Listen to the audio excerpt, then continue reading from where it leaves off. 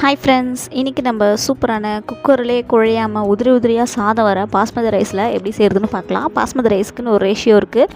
எவ்வளோ நேரம் வச்சா நம்மளுக்கு குழையாமல் வரும்ன்றதை இந்த வீடியோவில் நான் டீட்டெயிலாக சொல்லியிருக்கேன். வாங்க பார்க்கலாம். இது வந்து நான் 1 kg கிட்ட நல்லா பெரிய பெரிய பீஸாக போட்டிருக்கேன். ஒயிட் லகான்றதுனால நம்மளுக்கு வந்து சீக்கிரமாகவே வந்து வெந்து வந்துடும். ஸோ இது வந்து மஞ்சத்தூள் போட்டு வாஷ் பண்ணி வச்சுருக்கேன் பாருங்கள். இப்போ இதை எடுத்துக்கலாம். இதில் கொஞ்சமாக மிளகாய்த்தூள் சேர்த்துக்கோங்க. மேரினேஷனுக்காக தான். ஃபஸ்ட்டு ஒரு 1/2 மணி நேரம் மேரினேட் பண்ணி வைக்க போகிறோம். கொஞ்சமாக உப்பு சேர்த்துக்கிறேன்.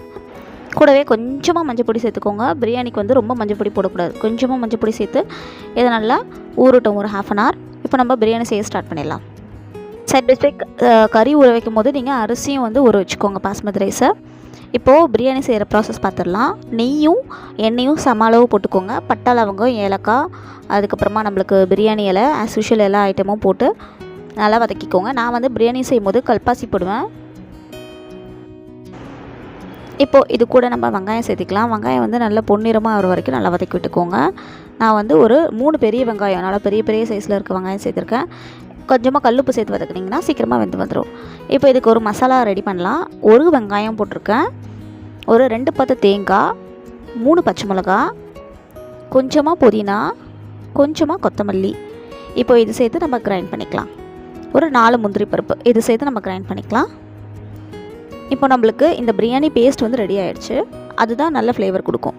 ஒரு 2 பெரிய டேபிள் ஸ்பூன் அளவு இஞ்சி பூண்டு விழுது சேர்த்துக்கோங்க. இஞ்சி பூண்டு விழுது அடியில் ஸ்டிக் பண்ணிக்காமல் நல்லா வதக்கி விட்டுட்டே இருங்க. இப்போது நம்ம அரைச்சி வச்சிருந்த இந்த பிரியாணி பேஸ்ட் வந்து இதில் ஆட் பண்ணிக்கலாம்.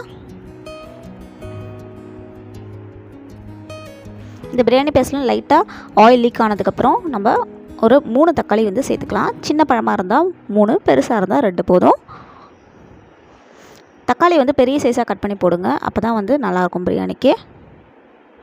இல்லைனா தக்காளி சாதம் மாதிரி ஆகிடும். இப்போது நம்ம எடுத்து வச்சுருந்த சிக்கன் பீசஸை ஆட் பண்ணிக்கிறேன் இது உள்ள. நான் இன்றைக்கி 1 kg அளவு சிக்கன் எடுத்துருக்கேங்க. ஸோ அதுக்கு தகுந்த மாதிரி தான் நம்ம ரைஸும் ஆட் பண்ணணும். ஒயிட் லகான் சிக்கன் வந்து சீக்கிரமாக வெந்துருங்க. ஸோ வந்து நம்ம ஒரு 5 minutes வதக்கினதுக்கப்புறம் மசாலா சேர்த்துக்கலாம். அரை டேபிள் ஸ்பூன் அளவு தனியாத்தூள், கரம் மசாலா, கொஞ்சம் காஷ்மீரி மிளகாய் தூள். ஏற்கனவே நம்ம அதுலேயும் சேர்த்துருக்கோம் கறியிலையும்.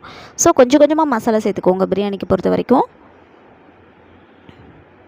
இப்போது நல்லா ஒரு கைப்பிடி அளவு வந்து புதினா சேர்த்துக்கலாம். உங்களுக்கு புதினா வந்து வாயில் தென்படும்னு நினச்சிங்கன்னா லைட்டாக கொஞ்சம் பொடியாக கட் பண்ணி போட்டுக்கோங்க.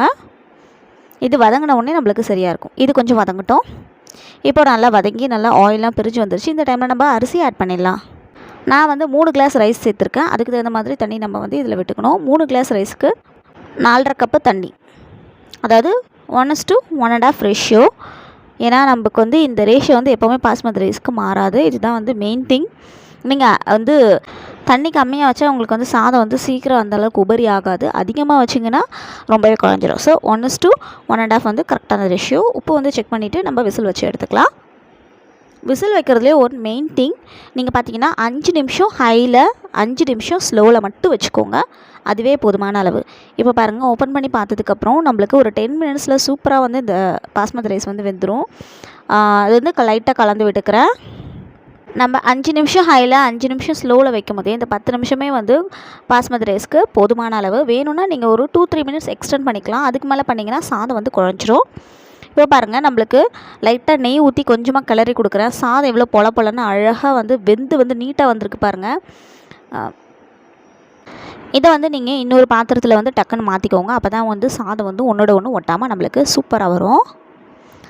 ரைஸ் பாருங்கள், இதிலே எனக்கு வந்து நல்ல பொலன்னு வந்திருக்கு. இந்த மெத்தடில் நீங்கள் கண்டிப்பாக இந்த சண்டே வந்து ட்ரை பண்ணி பாருங்கள். கறியும் எனக்கு நல்ல பெரிய பெரிய பீஸ் போட்டதுனால குழையாமல் வெந்து வந்திருக்கு. இன்னொரு நல்ல வீடியோவில் உங்களை மீட் பண்ணுறேன். Until then take care.